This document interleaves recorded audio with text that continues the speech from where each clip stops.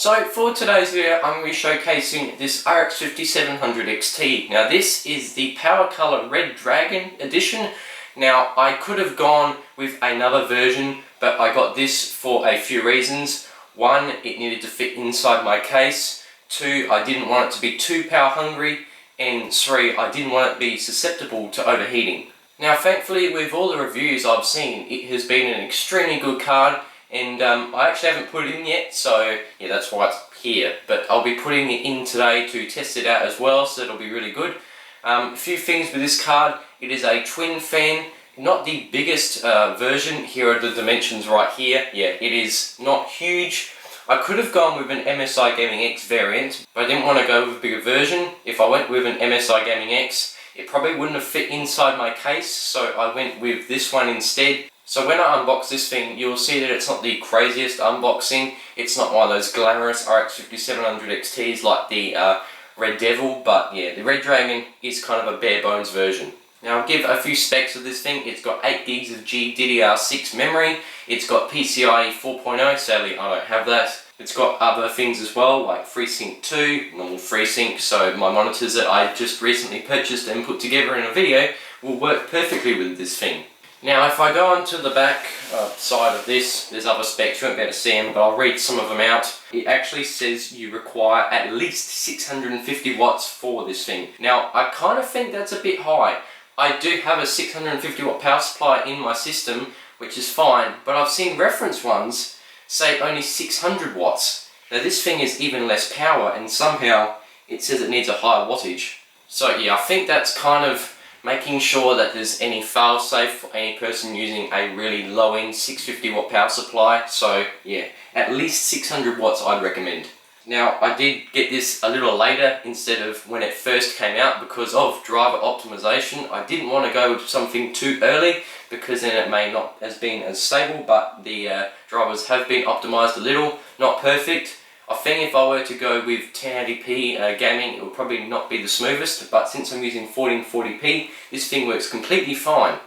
Now first off, I've actually technically already unboxed this thing, but I'm going to show you guys anyway what it is like because I've left it in the state it's pretty much like when you first get it. Now the tape around the packaging for the video card is actually ripped off, so you'll see that, but everything else exactly the same. Okay. Yes, just a very basic cardboard box. Okay, open it up, and this is what you'll see. You'll see the driver disc, which most people don't use anymore. Most people don't have optical drives, so yeah, not really useful. Next, we've got a quick installation guide. That's very simple, so yeah, don't really need this if you know what you're doing. Okie dokie, got to take this foam off, and then we'll see the video card. And there it is. Now it is in this packaging, and as I said before, I actually took the tape off to look at it, but everything else apart from that is the same. Okay, pull it out, and here it is, opening up. Get this out, and there it is. So it is very basic. It's just got a twin fan design with a plastic shroud. It does kind of look nice. It's not the most expensive looking one, but yeah, it is okay. Now on the back we've got not one, not two, but 3 Displayport inputs. And we've got only one HDMI input because most people who use these would use DisplayPorts. Now on the back we can see right here we've got a nice little painted PowerColor logo, so no RGB on this thing. It's very minimalistic, but that's okay. Also here we have got a 8-pin and 6-pin power connectors, so you're going to need something with a few GPU cables to get this thing hooked up. And here's the backplate. Yes, it actually has a nice backplate. It is metal, it feels quite sturdy, and we've got another Red Dragon logo which is slightly larger, but yeah, this feels pretty chunky. Now as I said, not the biggest RX 5700 XT, but it will fit inside my case well, and it's exactly what I need. Now one last thing I forgot to say before putting it in my system. This is a little louder than the MSI Gaming X variant, which I was kind of looking for, but yeah, since my case would be very tight with it, I chose this. Now I want to say a few more things before I actually put this in my system. The first thing is that it actually has a BIOS switch on the back right here. It goes to OC or silent. Testing shows that it basically isn't really any different. It's a bit quieter and the performance is a little lower. but the quietness is only a few decibels. Now thankfully this thing isn't very susceptible to high memory temperatures. The heatsink is very close to the board, it's nice and compact. There are others like the ROG Strix which actually bend over time, so there is less and less pressure on the memory and then it heats up more, which is quite funny. Now while this is a twin fan and not a blower, you will see cooler temperatures obviously, but this will be a little louder. Instead of having triple fans like other versions, this will run a little faster, like the RPM will be a bit quicker, and yeah, it will be a little louder. Okay, well, I'm going to put it in my system and I'll get back to you guys when it's all running and I'll test some games.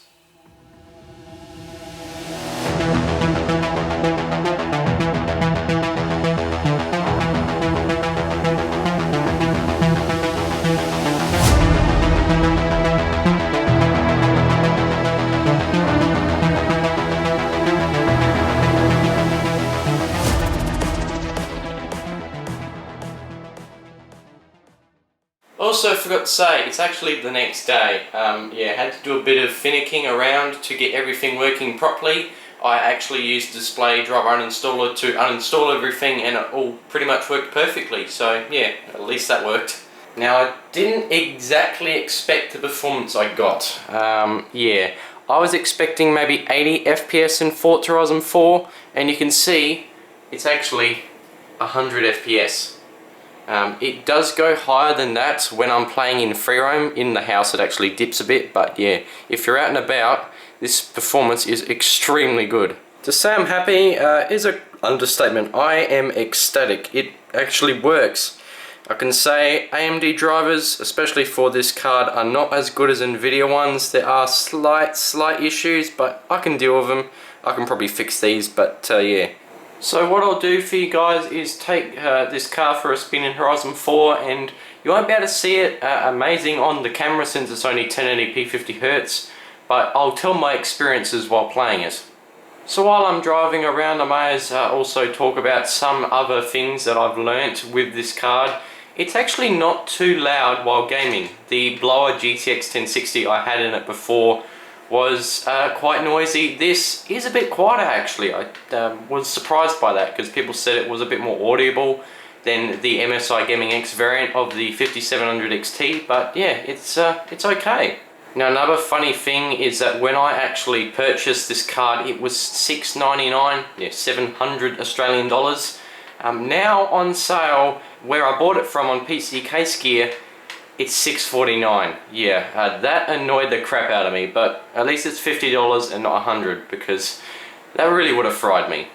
Now currently I'm actually hitting over 110 FPS right now. This honestly is so playable. It's so much different from the 60 FPS I was playing on. People sometimes say that it's not much different, but honestly, those are people that haven't played on it a long time.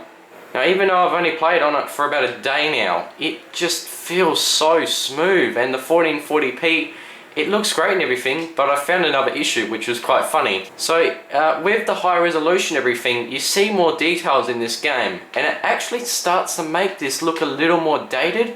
I know this game came out in 2018, but it's starting to actually show a little bit of its age. Like you were seeing the imperfections that you wouldn't on console resolution and frame rate and settings. You wouldn't see it, but now you kind of do. So for me, recording this when I actually record a proper video, I can actually use the AMD software in here to record it, thankfully, or stream, but for me, only recording. But I'm going to need this for future videos of like how to unlock cars in this game, but it should be good. Also with this card, I'm actually hearing a little bit of coil whine. I didn't hear it with my 1060 blower, but with this one, I'm actually hearing it a little. I was surprised because I hadn't heard it this much before because it's such a beefy GPU.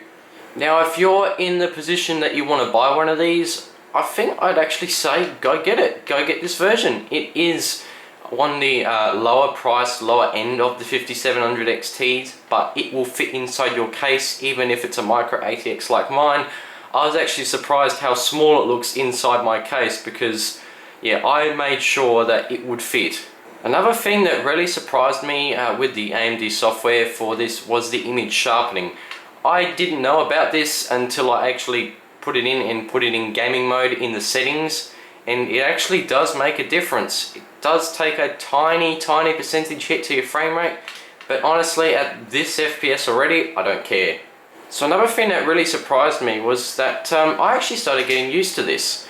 So when I was on 1080p 60 FPS, I got used to that, and then when I jumped to this, it was like, oh my god, this is completely different.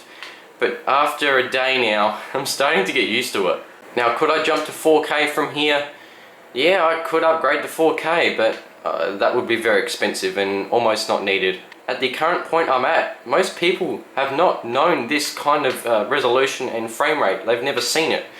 But for me, yeah, I've already gotten used to it.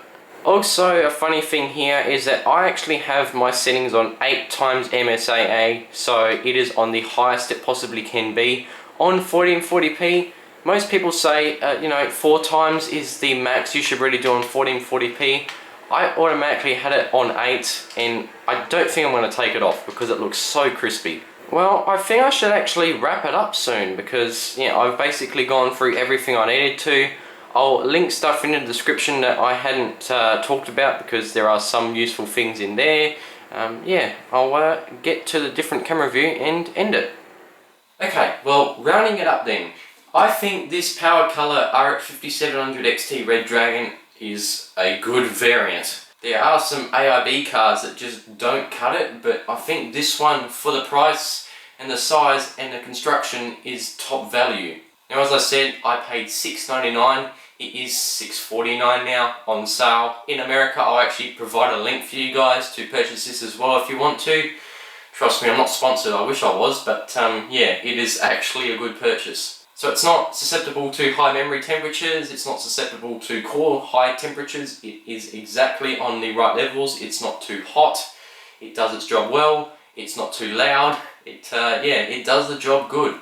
Now, I've had quite minimal issues with this card also because I used Display Driver Uninstaller to uninstall my NVIDIA drivers for the GTX 1060, and then I put this in and I installed completely new drivers in this thing, not a speck of the old one, and it ran pretty damn well. There are some issues where people don't do this and they have performance issues, so if you're going to change from NVIDIA to AMD or AMD to NVIDIA, make sure you use DDU. Okay guys, I'm going to end it here. Thanks for watching. If you want to see more from me, make sure to subscribe. It'll really help me out doing these tech videos as well. It's been quite a bit of fun, quite expensive. Yeah, this expensive video. But anyway, I'll see you guys later in my next video, and peace.